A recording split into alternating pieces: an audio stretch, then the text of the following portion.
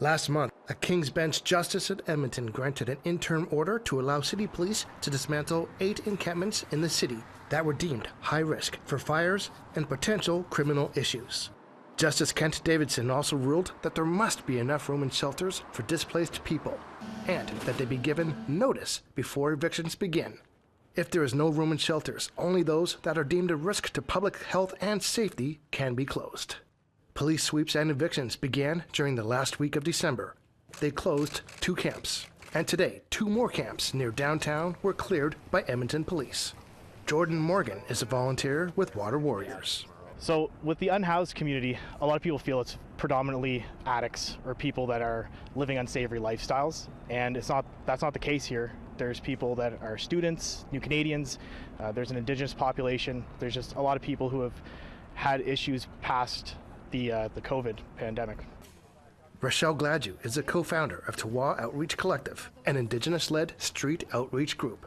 She has concerns about the quickness of the evictions. When they made the announcement on the 15th, they specifically stated no social services, no witnesses on site. They made a plan for up to 150 decampments.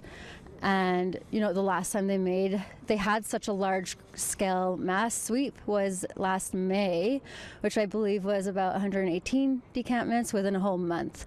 So the fact that they wanted to plan 150 in a week with no witnesses was, you know, the most concerning part. She hopes there are enough shelter beds for everyone displaced. They planned these encampment sweeps. They've given days notice for even this one. They gave a few days notice. So how do they know a couple days ago that there's enough shelter space today, right? Like, it can change in an instant. There was 2 individuals I spoke to, and obviously they're depressed, they're sad. They're trying to consolidate all of their life into a very small amount of space.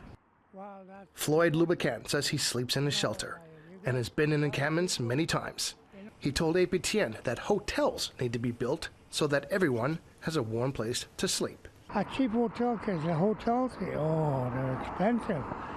An arm and a leg, man, oh. And when you're homeless and you're poor, they should at least have a place. Like they got shelters, but you have to be in a certain time, and they get filled. They fill up right away. More evictions are expected tomorrow and in the upcoming days. Edmonton Police Services declined to speak to APTN, saying that the situation is fluid and they will provide updates in the future. Justice Davidson will hear an injunction on January 11th to stop future encampment evictions. Chris Stewart, APTN National News, Edmonton.